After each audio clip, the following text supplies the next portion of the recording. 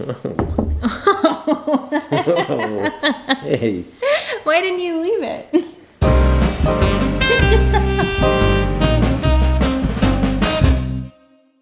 Welcome back. They're still here. And I'm Brad. I'm Rach. Our kids are in bed. Yes. Even Except though they're not. We have a babysitter. They're with the babysitter. If you haven't figured it out by now, we are rapid fire filming these videos ahead while we have time. We made time for you guys. Yes. Finally. And for our relationship. Yes, and More for us. importantly, of course. Mm-hmm. What's today's topic? Today's topic is comparing our birth experience with twins and then a singleton. Couldn't be more different. You think? I thought so. I feel Exact like for him, I feel like it was probably exactly the same. Well, until after birth, yes. Until after, yeah. Uh-huh. For me, it was completely different, I think. Okay. Why? How? Well, where do we start? I guess we should start with the fact that they were both a planned C-section. Yes. Like a scheduled C-section that we went in at this time to have one. It's not like I went into labor with either. Right. So both were scheduled and almost on time. And almost on time. The twins were a little bit later because somebody had the audacity to go into labor How dare she? Right as I was supposed to go in. I'm just kidding. But seriously. She obviously couldn't control that. But it was kind of tough because you can't eat or drink anything that entire morning. And when you're pregnant, you're 37 weeks and 2 days pregnant with twins, you're really thirsty, and that part was tough. And you're ready to get them out of there. And you're ready. You're evicted. So ready. You can't breathe. And so, yeah, that part was pretty similar in the fact that they were scheduled. And we were living in South Carolina. I was active duty Navy, stationed in Beaufort. So we had the twins out in South Carolina. In, well, technically Ridgeland, but Bluffton. Yes. Yeah, it was about, a 20-minute drive. And, that was another thing on the way. It was January 2nd, and on the way to the hospital, it was a freezing cold morning. On the way to the hospital, our car started having car trouble. That was really interesting. Yeah, so our car was in the shop the whole time that we were in the hospital. Yeah, Brad actually left. I think you left like the day they were born and took the car to the shop, didn't you? And then had to go home and get the Prius and come back. Exactly. Yeah, that was crazy. I totally forgot about that. Yeah, me too. The actual birth experience for me, like the C-section for me, was pretty similar. Weirdly, I was not as sick during the C-section with the twins as I was with Eloise. Yeah, there was a lot of vomit. I threw up with the twins, but I threw up a lot with Eloise. And not like a lot of stuff because you can't eat or drink anything. It was just dry heaving. It was like pure yellow discharge. Yellow discharge. I remember it like it was yesterday. Bile. Stomach bile. Yeah, Brad was catching my puke. Yeah, well, that's what I was there to do. The wonderful anesthesiologist when we had Eloise, though, was catching my puke for me. Or for you, I should say. Yeah, for me. Yeah, because I couldn't catch my own puke. My arms are like strapped down. Mm-hmm.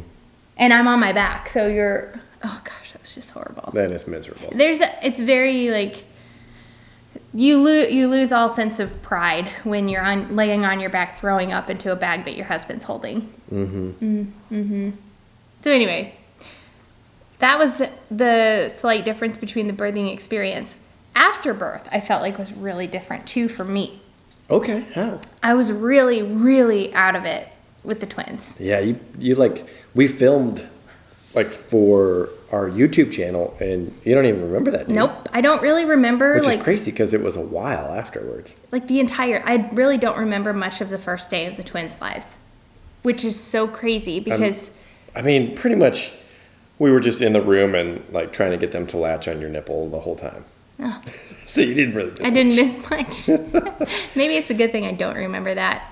But it was a heck of a snowstorm, an ice storm that day in South Carolina. It was like the first and only time it had snowed in like 5 years. 50 years. 50? Yes. Holy cow. And it accumulated to like 6 inches or something. Yeah, so Rachel's parents, Dennis and Barb, had come out to South Carolina to be there for the birth.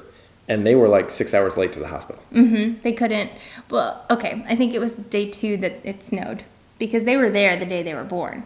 Oh, yeah. It was the next day when they were trying to come back that they couldn't get there. Exactly.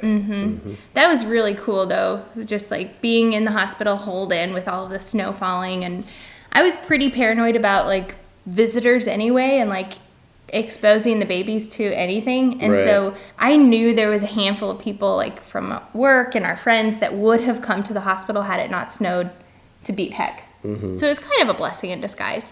Which was a big difference from Eloise's birth because we had a lot of visitors. Everyone came to visit. And this was just before COVID.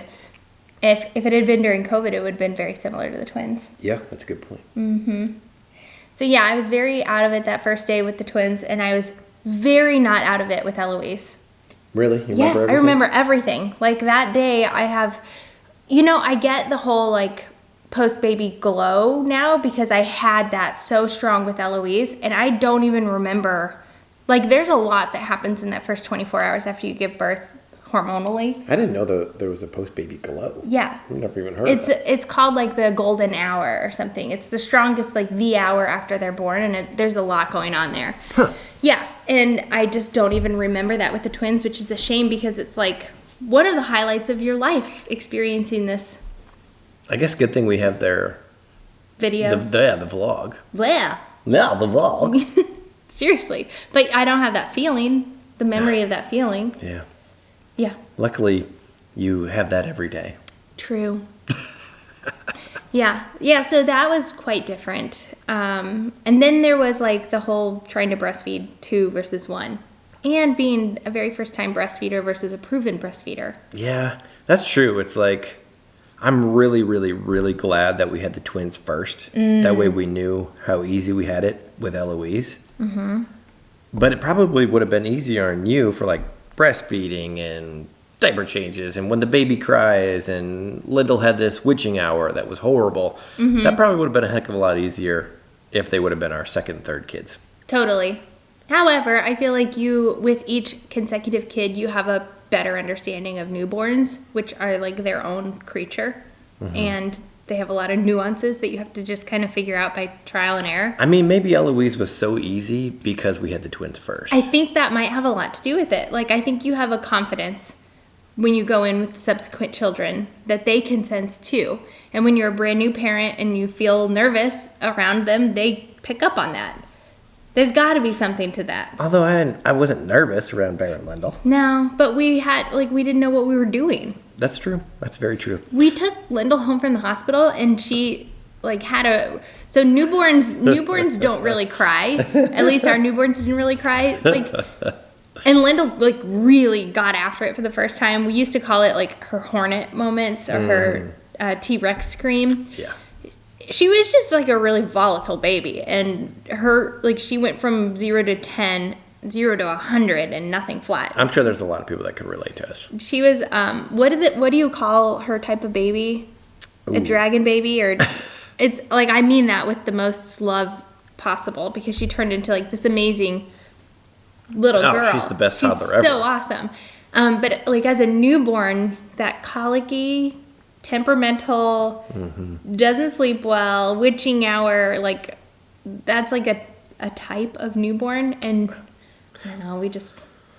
But luckily, after about 4 months, when the witching hour dissipated and she started sleeping 12 hours a night, she was just the best baby ever after that. Mm-hmm. And really smiley, and she's really smart and funny now. And so really, what do you think was the biggest difference between your twins and your Singleton? Breastfeeding? No, because it's not like I wasn't successful with the twins. I think they were both like decent babies at breastfeeding. I think there can be really challenging babies to breastfeed, even if you have experience. So that overall, I feel like went well, or else I would have quit. So I feel like breastfeeding came naturally with that worked out well, or else I would have quit. So I feel like that was pretty similar with both. The biggest difference is like that first 24 hours of life. It just, I don't know, it was just really foggy with the twins. For you guys to understand how much of a rookie I was, the first diaper that I ever changed was Bear's.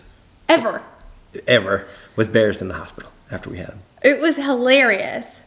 It's not that hard. It's not like I needed to practice. No, but I remember watching you do it. Actually, we filmed it. Yeah, we filmed it. And it was a poopy diaper, and that first poop is kind of gross. Yeah, luckily you had warned me it's going to be like pure black. But he didn't even hold his feet. No. You just like took the diaper off and we're just like letting his feet kick in the poop. And I was like, I don't want to be a backseat driver here, but you might want to hold his feet out of the way so they don't kick the poop. Live and learn. They clean up fine. Yes, they do. What do you think the biggest difference was? Oh, I got to relax. After you With had Eloise? Oh my gosh, it was so awesome. Yeah, I like took a nap on the couch and like slept a lot. And I mean, just holding just one and like having turns where you get to rest. Yeah, it was like nothing. It was a break. Yeah. It was a break going to the hospital, having a single baby. Having a newborn in the hospital was a break from our twins that were Completely. 20-month-olds. They were 20-month-old twins at the time. Yeah. Yeah, the hospital stay felt like a vacation. Exactly. Even though Eloise was up every 2 hours all night or whatever. Who cares? Yeah. Okay. That was the differences in our singleton versus twin birth experiences. If you have any differences between your kids, we would love to hear them. Especially if you had like a wildly different experience and they were both singletons or something like that. Yeah, that would be interesting. Yes, to it know would. why. For sure. Well, I'm sure some people had like a vaginal delivery and then like an emergency C-section or vice versa. Yeah, that'd So be a I'm big sure, difference. It'd be a huge difference. Yeah, it would. Or a home birth versus a hospital birth. Yeah. I know I have a friend that had a C-section in the hospital, like tried to labor, ended up having a C-section, and then her next baby she did a totally natural home birth. The next 2. That would be totally different. Yes, it would. Yep. I do not have the strength, I don't think, to do a natural birth. I don't either. Oh. All right. Well, we'll see you in the next video. Bye.